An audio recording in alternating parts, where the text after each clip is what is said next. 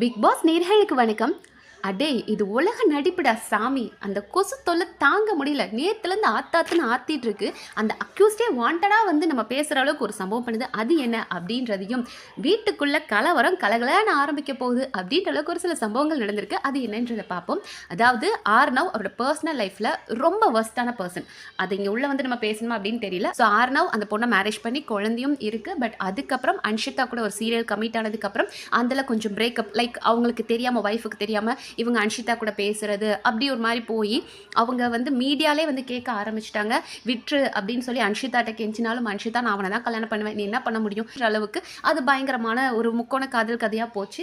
முக்கோண காதல் கதைன்றது ஒரு கள்ளக்காதலாக போயிட்டு இருந்தது. ஸோ இந்த பஞ்சாயத்தெல்லாம் நம்ம வேணாம், பேச வேணாம் அப்படின்னு நினச்சாலும் இந்த கொசு சும்மா இருக்க மாட்டேங்குது. வாண்டடாக வந்து வண்டியில் ஏறுது. நம்ம அவனை பற்றி ஏதாவது கேட்டோமா, அவனே இன்னைக்கு என்ன அள்ளி விட்டுட்டு இருக்கான் ரஞ்சித் கிட்ட அப்படின்னு பார்த்தோன்னா, சார் எனக்கு இந்த தான தர்மம் பண்ணுறதுலாம் சின்ன வயசுலேருந்தே ரொம்ப பிடிச்ச விஷயம் சார். யார் கேட்டாலும் டொனேஷன் பண்ணிக்கிட்டே இருப்பேன். சிக்னலில் ஒரு பிச்சைக்காரங்க வந்தாலும் கொடுத்துக்கிட்டே இருப்பேன். ஒரு மசூதி கட்டுறதுக்குலாம் ஹெல்ப் பண்ணியிருக்கேன். அதாவது இங்கே மசூதி அப்படின்போது ஒரு மத பிரச்சனை வந்துடக்கூடாதுன்றதுக்காக கோவிலுக்கு காசு கேட்டாலும் கொடுப்பேன், யார் கேட்டாலும் கொடுப்பேன் சார். எனக்கு வந்து நான் வளர வளர மக்களுக்கு பிரம்மாண்டமாக ஏதாவது பண்ணணும் போல இருக்குது சார். அதனால் நிறைய ஹெல்ப் பண்ணிக்கிட்டே இருக்கணும். எனக்கு இந்த பணம் புகழ் அப்படின்றத தாண்டி மக்கள் அன்புக்காக நான் ஏங்குறேன் சார் அப்படின்னு. டேய், மக்களுக்கு நீ பிரம்மாண்டமாக பண்ணுறதை விட முதல்ல உன் பிள்ளைய முதல்ல ஒழுங்காக வளர்த்துக்கூடா.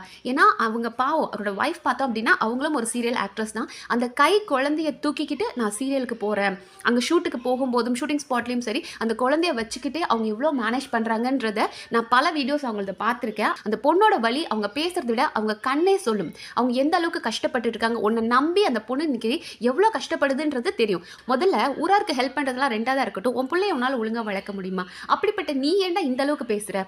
அதாவது மக்கள்கிட்ட சிம்பத்தி ட்ரை பண்ணுறாரு. நான் ரொம்ப நல்லவன் வளவன், நீங்கள் என்னை ஜெயிக்க வச்சிங்கன்னா இந்த நாட்டையே தூக்கி நிறுத்திடுவேன் அப்படின்னு பல பேர் வாயால் வட சொல்றதை பார்த்தாச்சு. ஆனால் இன்னும் நம்மள இன்னும் பைத்தியக்காரங்க மாதிரி நினச்சிக்கிட்டு ரஞ்சித் கிட்ட இவன் அளந்து விட்டுட்டு இருக்கான். நான் ரொம்ப ஹெல்ப் பண்ணுவேன், நான் தான தர்மம் பண்ணுவேன், மக்களுக்கு நிறைய பண்ண போகிறேன், மக்கள்கிட்ட இருந்து ஒரு அன்பு கிடைக்கணும். அதுக்கு ரஞ்சித் சார் இருந்துட்டு கண்டிப்பாக சாமி கிடைக்கும் சாமி அப்படின்னு சொல்லி அவர் ஒரு பக்கம் புலம்பிட்டு இருக்கிறாரு. அங்கே ஒன்றும் அவ்வளோலாம் முட்டாள் இல்லை சார். நாங்கள் பார்த்து எங்களுக்கு யாருக்கு ஓட் பண்ணுமோ நாங்கள் ஓட் பண்ணி நாங்கள் பார்த்துக்குவோம். நீங்கள் ரெண்டு பேரும் இப்படி புலம்பிட்டுருங்க அப்படின்னு சொல்லி நம்ம அடுத்த மேட்ச் என்ன பார்க்க போகிறோம் அப்படின்னா நம்மளோட தீபக். ஸோ தீபக் நான் ஆல்ரெடி சொல்லியிருக்கேன் ஒரு ஷார்ட் டெம்பரான பர்சன் அப்படின்னு. அண்ட் இன்னைக்கு அவர் என்ன சொல்கிறார் அப்படின்னா, பிளேட்ஸ்லாம் எடுத்திங்கன்னா கரெக்டாக அந்த இடத்துல வைங்க, கட்லரி ஐட்டம்ஸ் ஸ்பூன் ஃபோக் எது எடுத்தாலும் வாஷ் பண்ணிட்டு எடுங்க, மறுபடியும் யூஸ் பண்ணி முடிச்சுட்டு வாஷ் பண்ணிட்டு வைங்க.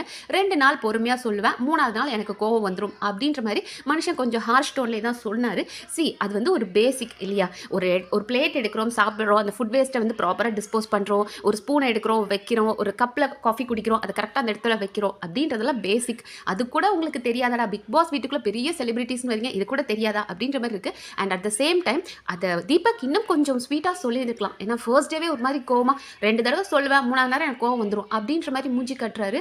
செம்மையாக வரப்போகுது. ஆர்னவுக்கும் தீபக்கும் வரணும் அப்படின்ற மாதிரி ஆசையாக நான் எதிர்பார்த்துட்டு இருக்கேன். அண்ட் அதே மாதிரி பவித்ராவும் சொன்னாங்க, மேக்கப் ரூம்லலாம் அங்கங்கேயும் டிஷ்யூலாம் போட்டு வைக்காதீங்க, நல்லா இல்லை எடுத்துருங்க அப்படின்னு. அந்த அக்யூஸ்ட் யாருன்னு பார்த்தா நம்ம சூனியக்காரி சுனிதா தான். ஸோ சுனிதா சிரிச்சுக்கிட்டே ஐயோ ஏன் வீடு அப்படின்னு நினச்சி பண்ணிட்டேன் அப்படின்னு. உங்கள் வீடாக இருந்தாலுமே நீட்டாக வைக்கணுன்றது ஒரு பேசிக். அது கூடவா தெரியாதுன்னு தெரியல.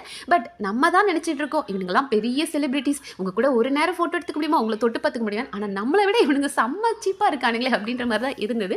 ஸோ அப்படியே கொஞ்சம் கொஞ்சமாக ஒவ்வொருத்தரும் எப்படிப்பட்ட கோவக்காரங்க எந்த மாதிரி கேரக்டர்ன்றது வெளியே வந்துட்டு இருக்கு. ஃபர்ஸ்ட் டேவே இவங்கெல்லாம் யார் என்னன்னு தெரிஞ்சுக்கிறதுக்கு நல்லா தான் இருக்குது. அண்ட் பாவம் இன்னும் என்னென்ன இன்ட்ரெஸ்டிங்காக நடக்குது அப்படின்றத அடுத்த வீடியோஸில் பார்க்கலாம். அண்ட் இந்த வீடியோ பற்றி நீங்கள் நினைக்கிறீங்கன்றது கமெண்ட் செக்ஷன் சொல்லுங்கள். அண்ட் இந்த வீடியோ உங்களுக்கு பிடிச்சிருந்தா சப்ஸ்கிரைப் பண்ணி சப்போர்ட் பண்ணுங்கள். நன்றி.